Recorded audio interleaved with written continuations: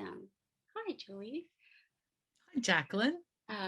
So as I shared before, right now I work as an admissions director. But before I identify myself by way of where I work, especially in a conversation centering around race, identity, and self, I think it's important that we talk about who we are behind our work. And so for me, I am a San Francisco native.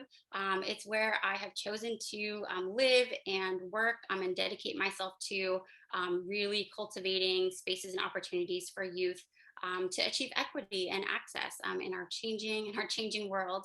Um, and I think that in this conversation, what we really hope to get at through the lens of your life and work, Julie, is really how we can continue to cultivate those spaces that invite equity and access for other kids through your experiences. So I'm going to say just two or three sentences that really does not do justice to Julie's incredible background, and then we'll really open it up for Julie to start to tell her story and be in conversation with us. So Julie Lythcott-Haims believes in humans and is deeply interested in what gets in our way. She's a New York Times bestselling author. Julie is a former corporate lawyer and Stanford dean, and she holds a BA from Stanford, a JD from Harvard, and an MFA in writing from California College of the Arts. So even though folks are muted, if you have your video, we can give a little clap, a little welcome to Julie or a reaction. We're so grateful to you, Julie, for being here with us. And so by way of getting into this conversation, I'm going to very simply ask you, Julie, how do you identify racially and ethnically, and how did you come to identify this way? What an easy question. I Not. know, I know. So first, I just want to say thank you, Jacqueline, and thank you, Alec, and thank you, Mariah and Stacy, and everybody else on the team. I appreciate the opportunity to be here with you today, and I'm grateful. Thank you to all of you who had nothing to do with planning it or handling the tech of it and are just here hoping that it's going to be worth your while. That's our job, to make it worth your while. And we have high standards for ourselves, I know. So I'm honored that you've decided to spend your hour listening to a conversation that I'm a part of. I am a 53-year-old Black biracial queer woman in a 28-year-long marriage to a bisexual cis male who's white and Jewish. And I didn't know how to say much of that until the last 5 or 10 Right, years. right, right.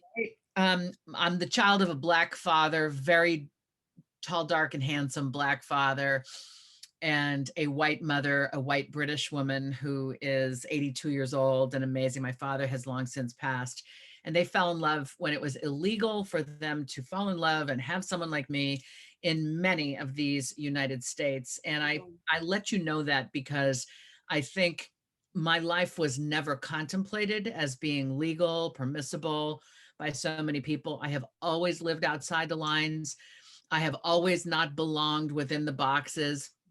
And I think that gave me a perspective on being the other and on looking for who's in those gray areas. I have a lot of compassion, affection, and affinity for any of us who's been marginalized on the basis of some aspect of our identity. So I identify as Black and biracial, as I said, but in short, I started life as Black because my parents said, "You are Black." Right. I was born in 1967. So in the early 70s, I'm getting that message, "You are Black, you are Black," even though they were choosing to raise me in white communities, which Mm, is, a choice they made. Not around Black people. They were raising me among white people. They said, "You are Black." I saw my white mother, my Black father. It was clear from the looks in the eyes of strangers, something's wrong with daddy. Something's probably wrong with me. Why is mom not using her whiteness to take us out of our Blackness into her whiteness? These are some of the thoughts I had as a little kid. yeah. When biracial became possible as an identity classification in the late 80s, as I was graduating college, I grasped it. It was like, biracial, I finally make sense. I can explain my white mother. I can explain why I talk this way. I had all of these things I needed to explain, and biracial seemed to explain it. So I hung on to biracial from about age 22 to age maybe 38. And around about age 38, 39, 40, I started to do the psychological work, the mindfulness work with a coach to unburden myself from all the you know what that was Sure. embedded Yeah. in me that made me not love my Black self. Ultimately, I located a Black self I could love despite having a white mother, despite having light skin, despite. I loved myself finally as a Black person, therefore could locate a self within Blackness and be warmly welcomed by Black folk. I thought I was excluded from the community of Blackness because of my upbringing and my ancestry. Turns out psychologically, I was in a self-imposed exile. Mhm. And Mhm. once I left that self-imposed exile, Black folks were there to embrace me as no other group of people ever has. Mhm. Mhm. Mhm. I really am personally resonating. We got to speak for a few minutes before everyone else joined us. But as someone who also identifies as multiracial, I think that for me, there was some comfort early on in having the umbrella. Like, it's easier for me to just say the umbrella of, like, it's multi, it's a lot, without necessarily having to sink in or anchor in any one of those identities, and in its wholeness. And so I just particularly appreciate, and as we continue to talk about how the Blackness, how that Black identity was something that you were able to find your wholeness in, which leads to my next question, which is, on this journey, in your memoir, Real American, talking about this journey from self loathing to self love. And obviously, as you already said, there's so much work that goes on to get from point A to point B. Could you share some of the more pivotal moments of that transformation, of that journey? If there were moments in your childhood, whether they were pivotal moments that happened in school or out of school, if you could pick out maybe one or two where you felt like something is changing about how I see myself. For sure. Yeah, the arc of my memoir, Real American, is the arc of a book, we describe it usually as going like this. You take your reader on a journey, keep them turning the page, have your climactic moment and your denouement. My memoir is more of a descent into a pit that I then come out of. And so the journey here was from being an innocent child into self-loathing and then ultimately self-love. So a couple quick anecdote. I won't try to tell them as stories just for time, but here in my schooling years, age 5, age 4 to age 17, I learned there's something wrong with daddy. I could tell from the looks on the eyes and on the faces of strangers. I've already told you that. I learned that at age 4. In schooling, I got, what are you? Hmm. Hmm. Constantly from everybody. Yeah. Um, by the time I was 10 and in 5th grade, now we've left New York, we've left Wisconsin, we're in Virginia. I'm in a classroom. My best friend, who's white, almost everybody's white. My best friend gets pulled into gifted and talented. I don't get pulled into gifted and talented. It was an Hmm. accelerated learning track in my public elementary school.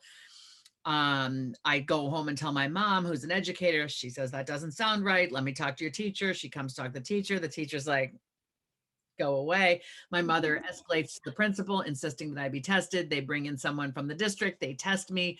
They mail the results to my house. Uh, Mom opens the envelope. She doesn't realize I'm watching. sure. And a few days later, I'm put in the gifted group. And shortly after that, my teacher stands up as he's about to start an assembly. He announces to the class, but lands his eyes on me. He says, Mm, apparently all it takes to be gifted is for your parent to meet with the principal. And I was 10.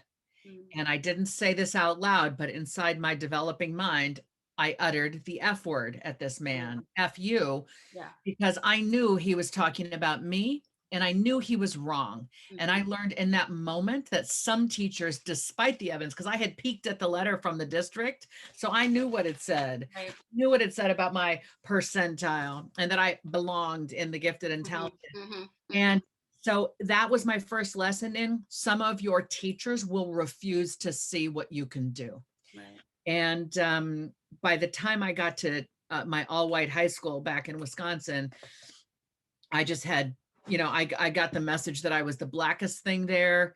Someone wrote the N-word on my locker in high school. I was so ashamed that it had happened. I never told anybody because there was no one to tell, Mhm. other than my own parents. And, they had chosen to move me here and put me in this school. I don't know. I didn't know if they would be empathetic, or I didn't want to bring that, their concern Yeah, onto me. yeah. There was not a single adult in my 1,200 person public high school who pulled me aside and said, "Hey, you've lived a life that's different than every other kid here. You look different. You've lived in a bunch of places. Most of these kids grew up right here." It was middle of nowhere, Wisconsin.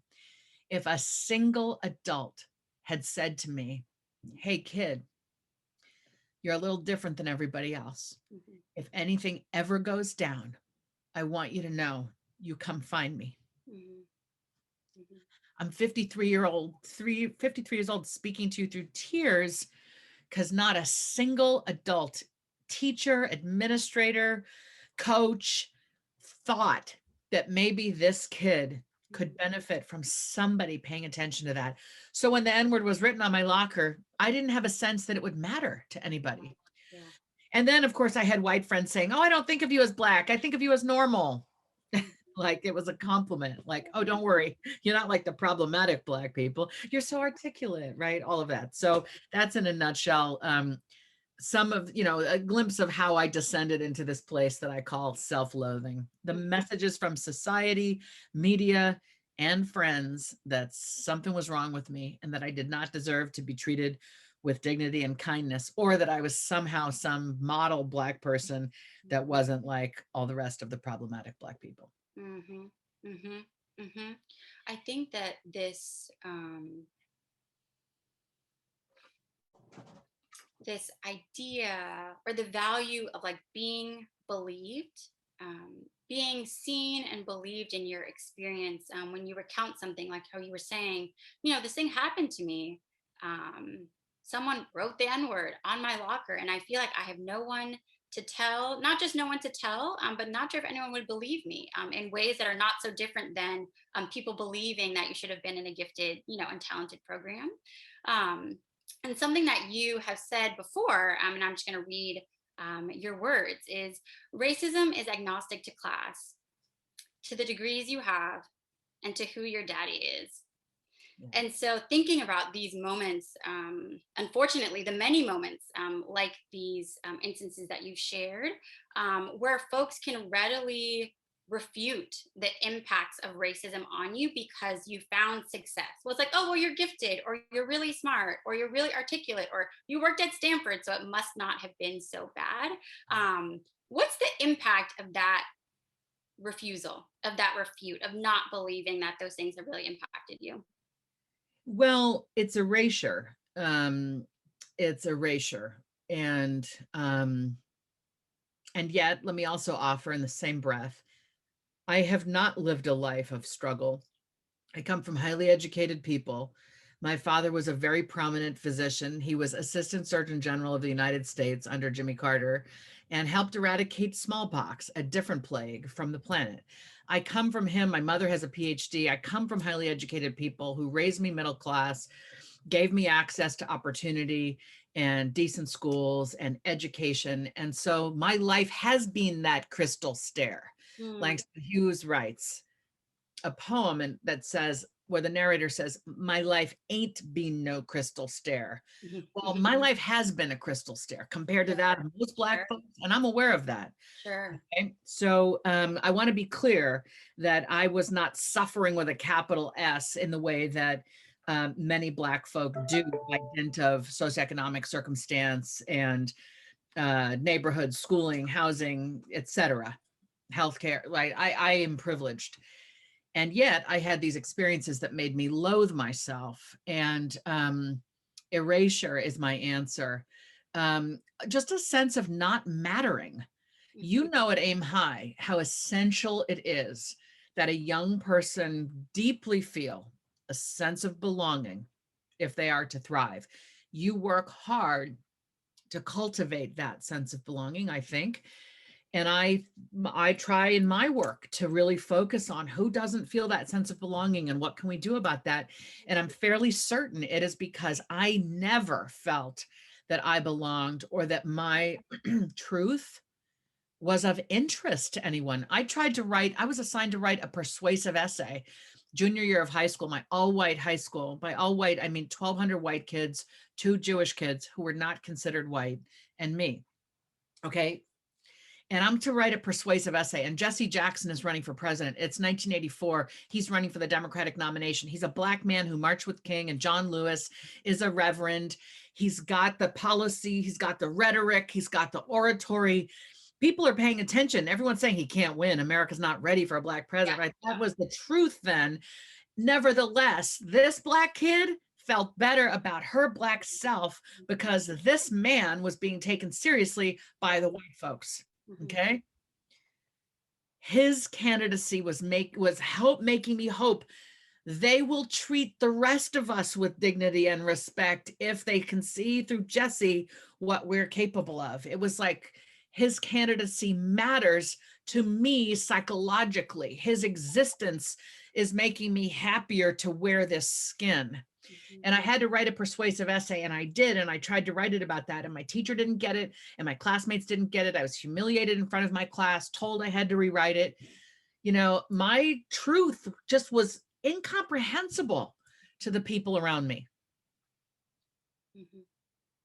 So if you, this is probably an unfair question. I think that gets posed to a lot of people of color, but if you could recreate those conditions, in a sense, solve the problem that you were being afflicted by, what are some of the core pillars needed to cultivate those spaces of belonging, in your opinion? How Don't could we raise your cultivate child of, I would say, sorry, you said it would be hard to those? Go for answer. it. I'm like leaping in with my I answer. know. I go. Not raise your child of color in entirely white environments. Period. End of sentence. Don't do it. I don't care how beautiful your house in Marin County, California is. If there aren't people who, and more than one person, who shares the skin color and background of your child, do not raise them there. However good you think the schools are, the best schools for Black and brown kids and queer kids and trans kids and immigrant kids, right? Everyone who's pushed to the margins, the best schools for us have nothing to do with test scores. They have to do with, will there be peers to whom I can turn in solidarity? Will there be mentors, teachers, coaches, staff, caring adults who will see me and love me in my me-ness, not despite the fact that I'm Latina or Black or trans or whatever, but because they love me because I'm here, you know? You got to raise your kids in places where less work needs to be done for us to be seen as fully whole and human. And I know it's easy for me to say, don't raise your kids in a community that's entirely white, because it takes I understand we're talking about housing, we're talking about rent and mortgage and jobs. I get that. But I'm saying where we choose to raise our children is a choice. And if I could go back in time and say to my Black father who died before I had the consciousness and the self-love as a Black woman to be able to have this conversation respectfully with my esteemed daddy, if I could go back, I would say, because he would say to me when he saw me crushing on these boys in my high school, remember, it's an all-white high school. He would say, baby, loved me. This man loved me, my daddy and my mother. He would shake his head when he saw me crushing on these boys. White boys will be your friend, but they'll never date you. That was his truth coming out of the Jim Crow South. He was born in 1918, a different America. But I didn't have the wherewithal to say, don't I deserve to be loved? Don't I deserve to be in relationship? How dare you move me to this town if that is true? I didn't have the wherewithal to say that at 15 or 27, but I have the wherewithal to say it now, and I'm saying it for whomever needs to hear it. And I, as a new mom to a 7-month-old multiracial baby, I am the choir. I needed to hear that. Yeah. I think as I am reflecting on, particularly what you just shared, thinking about my own then professional trajectory, and some of the places that you have also worked, um, the times that we have elected to work in predominantly white spaces, and for predominantly white institutions. I would love to hear your reflections on, um, really what drew you or influenced you to work in some of those settings. um, and we can start there. And two, audience, I know that I am the lucky one who gets to ask Julie questions directly, but please, add your questions to the chat so we can bring your voice into the conversation in just a few minutes. But Julie. So what drew me to go to and work at predominantly white institutions, you mean other than my self-loathing? Right? So not that there's anything wrong with predominantly white institutions inherently. Well, I was driven to please white folks. Sure. I had learned by the time I emerged from my all-white high school that I matter to the white people if I behave like this and don't behave like this. If I sound like this, don't sound like this. If I care about these, right? I was now living my life just trying to not be called the N-word ever again. So I was in this performative, pleasing, do what they seem to require that we do. That was my mode for a long time. I say in my memoir, which is quite a vulnerable sharing, vignettes from this journey I've been on. I say it was inevitable that I would marry a white man, given that I married at 24. It was inevitable that he would be white because I'd been taught since I could listen to media and society in the world that Right. you need to you matter when you matter to white folks. So I was surrounded by white people. I chose to be around white people. It was just trying to be the Black person who could make it around white people. Mm-hmm. I'm not saying I don't absolutely adore Dan, my amazing, I've told you, I'm married 28 years, together 33 years. Mm-hmm. Truly the best thing that ever happened to me. He loved my Black self years before I did. Saw Mm-hmm. me with my curly hair in the dorm we shared as undergraduates. I came out of the shower. My hair is wet, therefore it is curly, coily. It used to be much longer than this. I was straightening that hair. I never left my room without my hair pressed until I was like, 30. But this boy at 19 and I was 20 saw it wet. I'm embarrassed. It's like sticking out from under my towel or something. Yeah. And he goes, "You have curly hair." We were dating. "You have curly hair." I rounded the corner in my bathroom, just trying to get back to my dorm room. "You have curly hair." I said, "Yeah." Mm-hmm. Mm-hmm. Just drawing in on myself. "Yeah." He says, "I love it." And it wasn't in a fetishized, exoticized, oh my gosh, Right. kind of Right. way. Right. He was just Right. saying, "I see you and you're more beautiful than I realized." I mean, wow. So, but I say it's inevitable that I be given, my point is, I came to this self-loving Black self in my late 30s. Had I not kind of settled down and been in a relationship already, as my life became much more multicultural, once I was self-loving, it's quite likely that I might have ended up with a person of color as my Sure. partner. But I Sure. wasn't surrounded with people of color when I Right. was partnering up and settling down because Mm-hmm. I was choosing to matter to white folks Mm-hmm. Mm-hmm. and loathing myself as a person of color. I know I'm saying it in a very glib way. And we don't have a lot of time, and that's part of the reason I normally tell this story over the course of an hour. And and so I'm Mm-hmm. trying to give you the shorthand. But that's the truth of it. Yeah.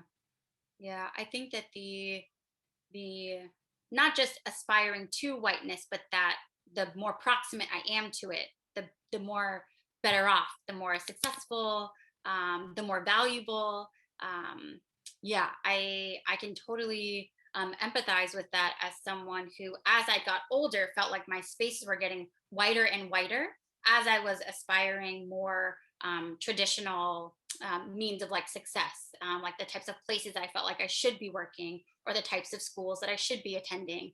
That things got lighter and whiter. So I can empathize with that for sure. And yet, right, we're in those spaces and then we are mistreated within them.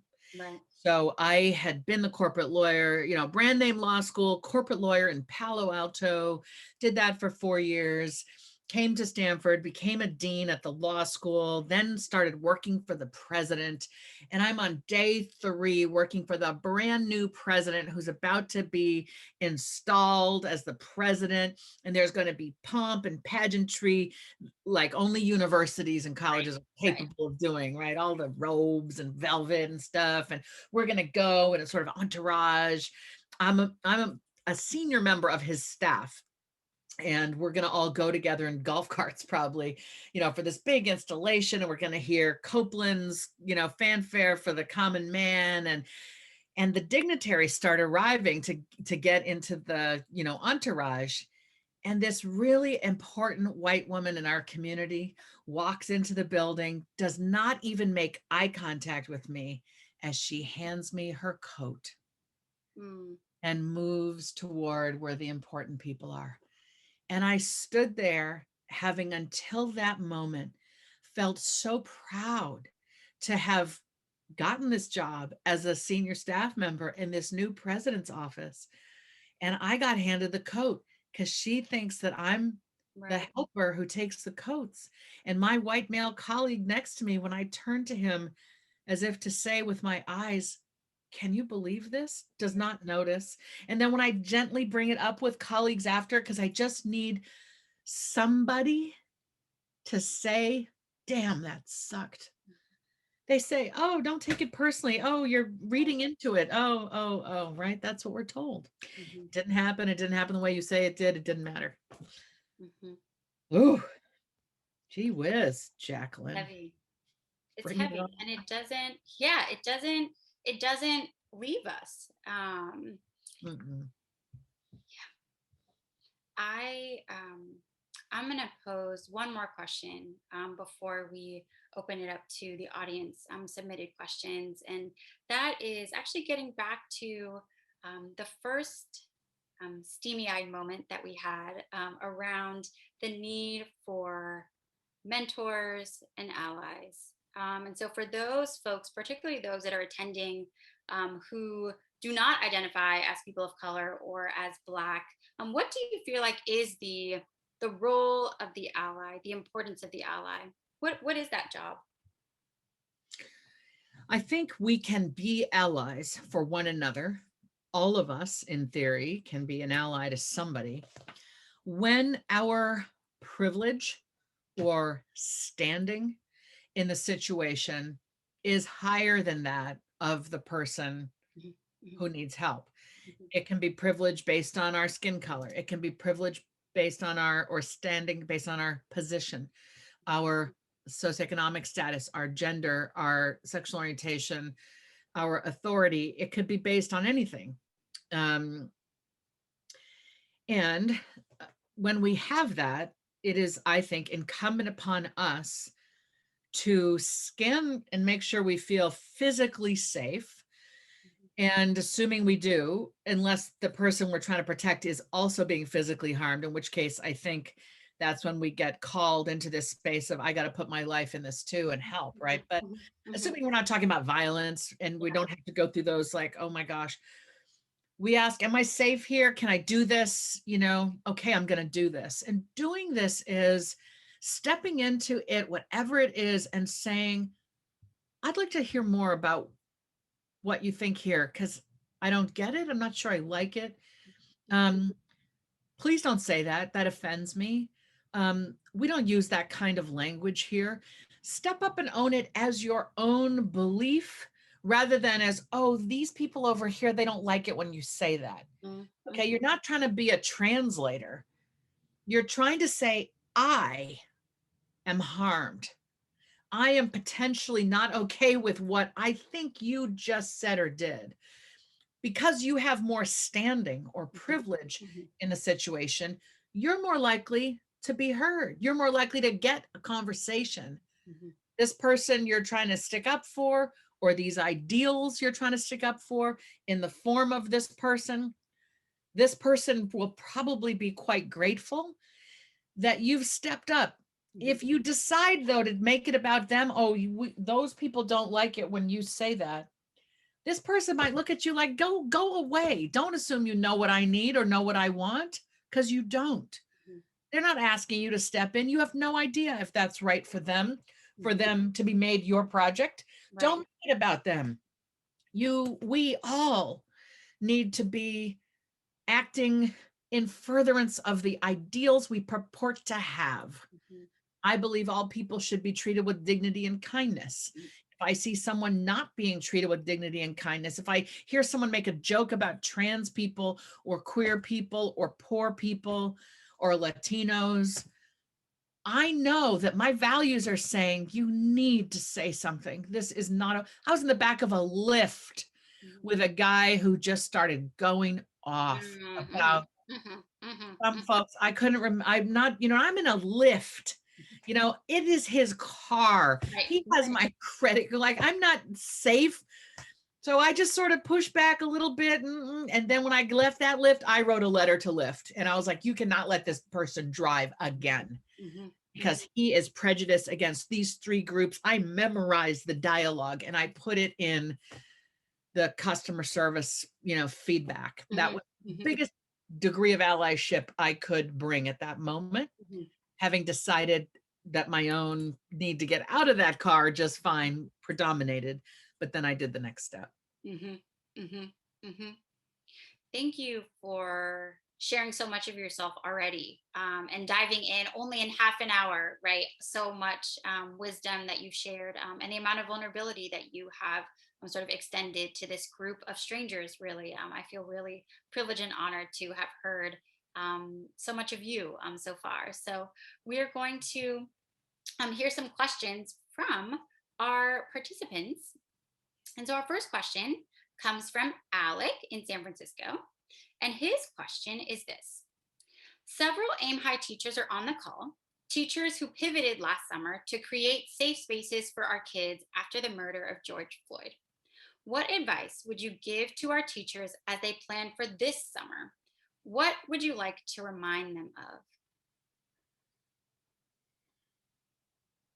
That the work of defending and protecting and celebrating Black lives is ongoing. That George Floyd's murder was one in a line that extends before and after him. And we need to be teaching about inclusion and respect and dignity and kindness all the time, not just in response to a horrific public event. And that young people need safe spaces in which to gather with people who can relate on the basis of identity, not to coddle them or to just allow them not to deal with the real world. The real world is there constantly. It's just a moment, a place, a space every now and then that folks can enter and not have to defend. Did it really happen that way? Do you really need to be so sensitive? I have an affinity space, a safe space with Black women who live here on the San Francisco Bay Area Peninsula in my neck of the woods, Palo Alto, Los Altos, not very Black. Yeah. And one of my friends in that group, Tony Mose, said to our group, when my son got his driver's license, right? These are all Black women, and she's married to a white man. She has biracial kids. When my son got his driver's license, he was pulled over 17 times in 18 months. Because y'all, it took the Los Altos police 18 months to learn that one of their Negroes had learned to drive. Right. Okay. We need spaces where we can talk about these things safely without fear of like, well, the police are just there to help us. Sure, he was doing something wrong. Yeah. So I think my advice for teachers is it's great that you pivoted to give safe space. Stuff is always happening. It may not have happened yesterday or last week, but it is always wise, particularly with middle schoolers, to check in. How's life? Yeah. How are you doing today? What do I need to know to really know what's going on in your life? Demonstrate with eye contact, body language, and language that you actually care about them. Yeah. I showed up to give a talk to middle schoolers at Stanford years ago, part of a writing course. And somebody had just been killed. I wish I could remember who. A Black person had been killed at the hands of an unarmed Black person, had been killed at the hands of law enforcement 3 days earlier. And I was to give this talk and I checked in. I just said, first of all, can we just talk about how everybody is? Mhm. Years later, the librarian who invited me to speak was like, I can't believe you talked to the kids like that. We hadn't been doing that. And I want to shake them and say, what is wrong with you? What business do you have working with kids if you don't have the intuition to lean in and ask, how are you? Yeah. Yeah. I think that teachers, in their pursuit of always doing the right thing at the right time, oftentimes wonder, and this is a question from the audience, when is the right time, Julie, for teachers to talk about race? So I'm not a teacher. I have been a dean at a university. I have never been a K-12 educator. So I do not know the right answer to this question. But I will tell you as a human that I think the way to talk about race is the way you either believe that humans are all um, equal, endowed with by the creator with, these, whatever you might believe about how we get here. Like, you either believe we're all the same or you don't. You believe that some of us are born deficient based on our race and our socioeconomic status and our whatever. Mhm. If you're in that category, I can't help you. Mhm. But if you do believe, or I'm, yeah, that's a different task. If you believe we're all capable, worthy, hungry for opportunity and love, then you view America through a lot of lenses, Yeah. including who is being undermined in this story? Mhm. Who is being unseen in this discourse? Mhm. This story we're reading about in the news, who's impacted more than others? Let's talk about that. Who wrote this bit of history we're studying? Mhm. You bring, one of your lenses is an awareness of race very much as a thing. We're Yeah. not colorblind, and to pretend we are is to not see us. And so I think what I'm saying is it's always the right time, Yeah. to have race on your mind and to have plenty of other identities on your mind Mhm. so that you can have confidence you're creating a curriculum, your pedagogy, your approach, your materials, your language, your response Mhm. is taking these things into account. It is complex. Mhm. It is asking a lot, but how can you teach if I'm just saying, like, be fully present with all kids around what's going on Yeah. and you'll be fine. Mhm. Mhm. Race isn't something we should talk about only in February or after people have been murdered. Right. We ought to be talking about our differences and celebrating our differences and helping people develop an awareness of the stories, narratives of people that are different than them. Mhm. We should all be encouraged to do that. Yeah. Yeah. This next question, Julie, is asking you to switch your hats a little bit to your mom hat, to your parent hat. So, having kids and given your own experiences, your own upbringing, and your journey to finding and loving your identities, how has your life journey impacted or influenced the way that you have taught or brought up your own children, particularly in their middle school years? Just because that's what Aim High is about, is the magic of middle school. Yeah. I have to do the math a little bit to figure out when was middle school for my kids. They're now 21 and 19. So I've got this white Jewish husband. And so my children are a quarter Black, a quarter Yorkshire coal miners from the north of England, which is my mother's people, and then half Eastern European Jews. Okay.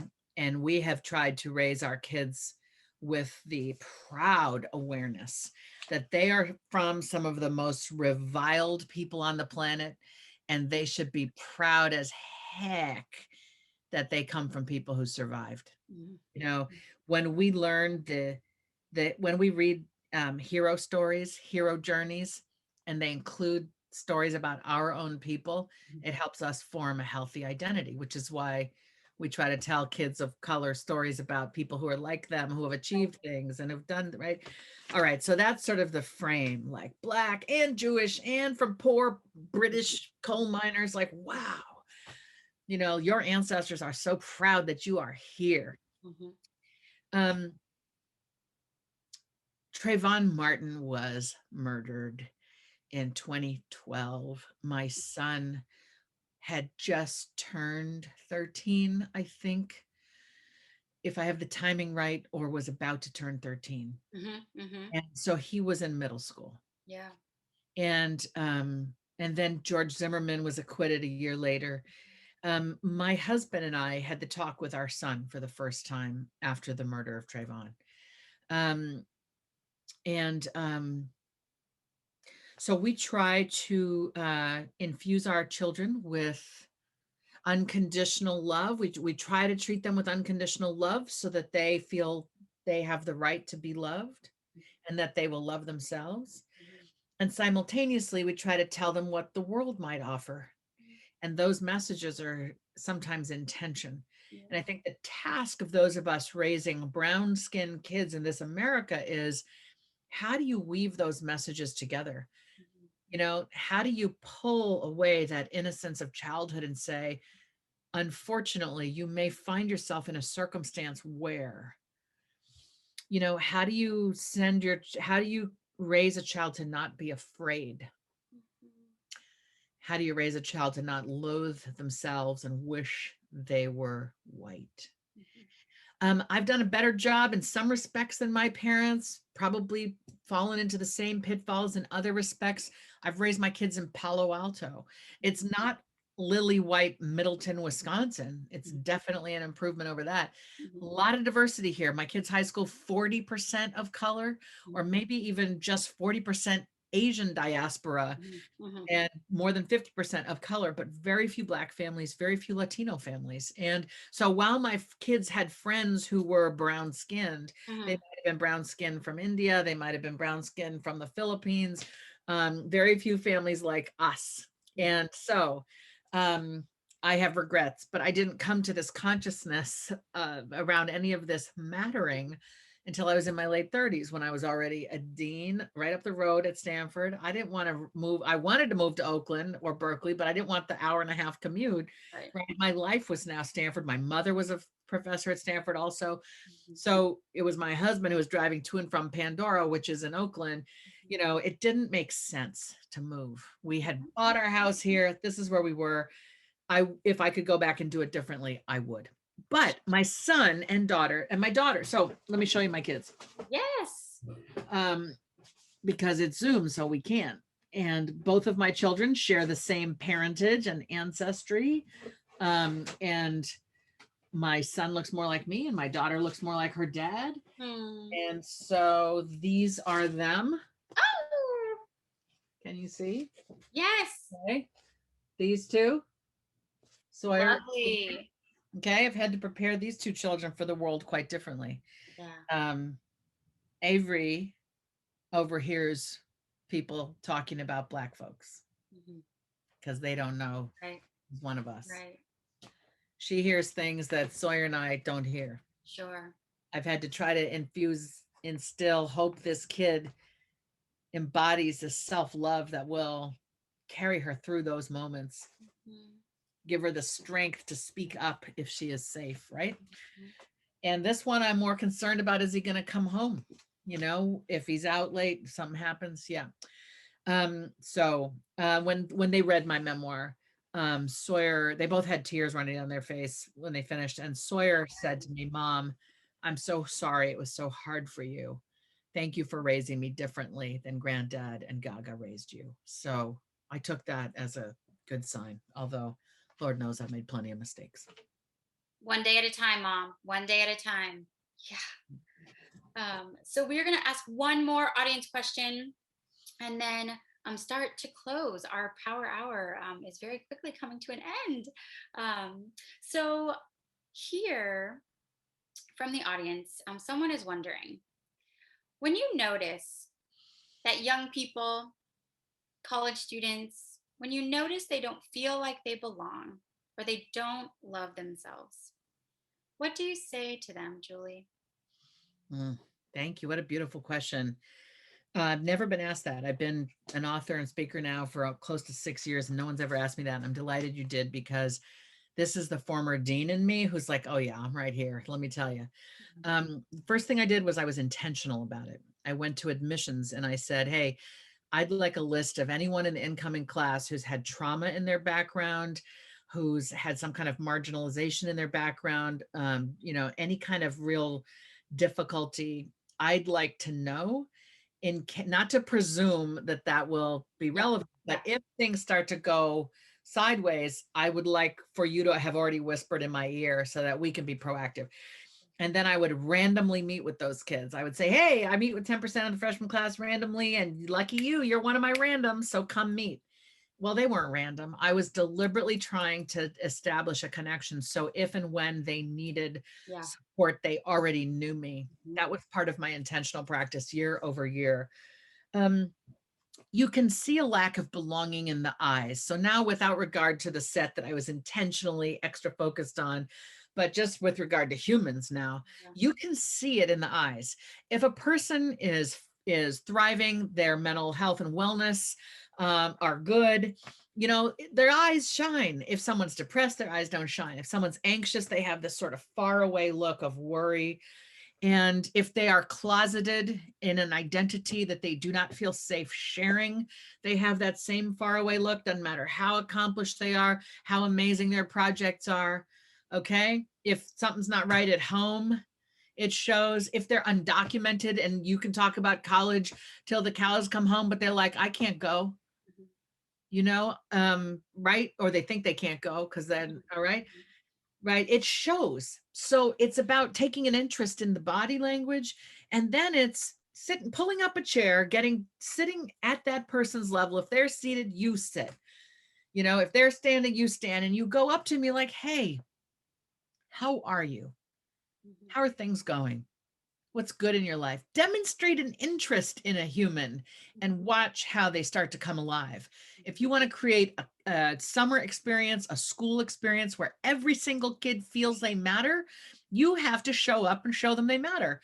And that's simply by taking an interest. Just ask yourself, when do I feel I matter? When do I feel I belong? In what environments and spaces do I feel like, oh, I just feel good. I feel at ease. Ask yourself what has happened in that environment to make you feel at ease, and then figure out how to replicate that in your classroom or in your school or in your camp or in your neighborhood or your family. Mhm. There's an ease of being where I can just talk to them. They listen, this person listens and cares. Yeah. There's no trick to it. Mhm. It's Mhm. sort of the golden rule operationalized a little bit, do unto others. You want to be treated with kindness and dignity as Right. much as any kid we can all contemplate. We're Mhm. all lonely. We're all hungry to know we matter because we exist, not because we're president of this or graduated from that or this status or salary or car or neighborhood. We all want to know that if all of that was to go away, we're still okay in the Mhm. eyes of some small group of people who love us as we are. Mhm. And as teachers, we can demonstrate that love and care through curious, respectful conversations with every kid. Treat each child as if they are your best friend and you're catching up after too long away. Mhm. Mhm. That's where curiosity and kindness will come from within you. Mhm. Mhm. I know that in this time, we have only scratched the surface of all that you could potentially share with us. So, how can we stay connected with you, Julie? How can we keep up with your work and all that we can learn from you? Well, thank you, Stacy. I think Stacy just popped that up on the screen as Jacqueline said that. This is my info, everybody, my website, julielythcott-haims.com, my social media handles. I'm only on these 3, although I'm considering getting on TikTok. Ooh. I don't know. My social media handles are all J. Lythcott-Haims. This little QR code is for my next book. If you're a QR code user, hold your phone up to that and get info on my next book, Your Turn, How to Be an Adult, which is a very compassionate, frank, funny offering to anyone who feels, I don't know how to adult. I'm scared to adult. I don't want to adult. It's me saying, I know it's terrifying, but you gotta, so let's go. And that book comes out on April 6th. So check it out. It's pre-orderable. And you can find out about all of my books on my website. So yeah, that's the way to stay connected. Thank you. Perfect. So we are going to turn it over to Alec, the executive director of Aim High, to close our time. Alec, where's your face? Here I am. You and I are spotlighted. We got to change that. There we go.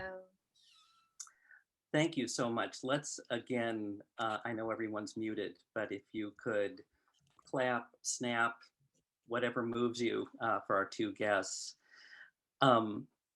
Mariah reminds us that our theme for this year is community, connection, and belonging.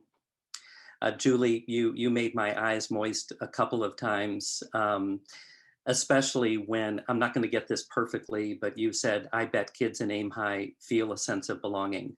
And you're right about that. And it doesn't happen by accident.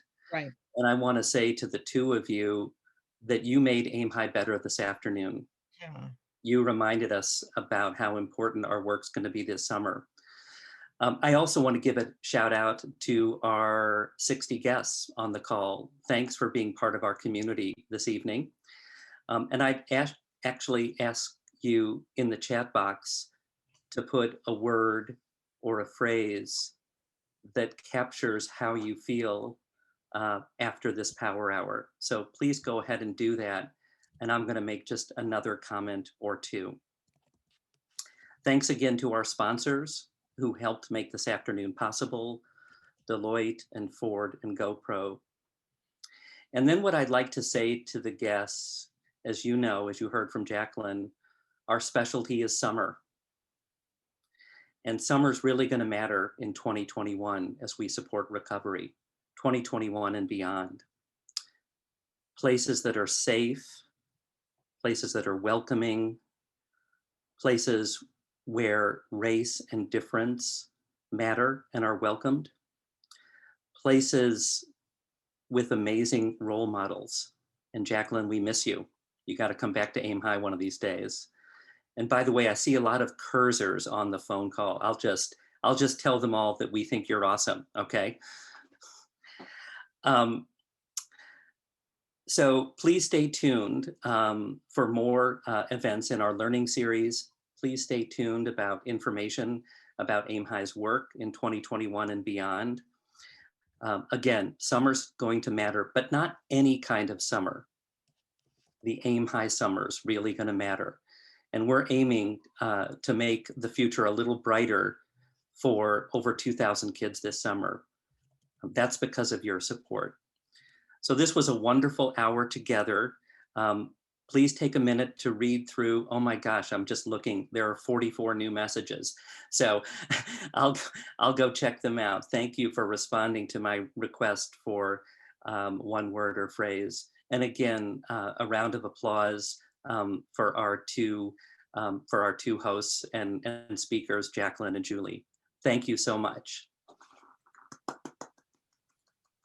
Thank you, everyone. Go get Julie's book. It's $2.99, Real American. It's so good for the month of February. Thank you, Alec and Aim High, for hosting us. Thank you, everyone, for leaning in and giving us your ear and your hearts in this conversation. It was really felt through the screen. Have a wonderful evening. Stay safe. Drink some water and hug your loved ones. Yeah, we'll see you soon, hopefully. Thanks for having me, everybody. Really enjoyed having you here. Great questions. Great format. Jacqueline, you were terrific. Alec, thank you. The whole team. Just really, really delighted to be a part of your community for a little bit of time here. And yeah, thanks for all that you do for kids.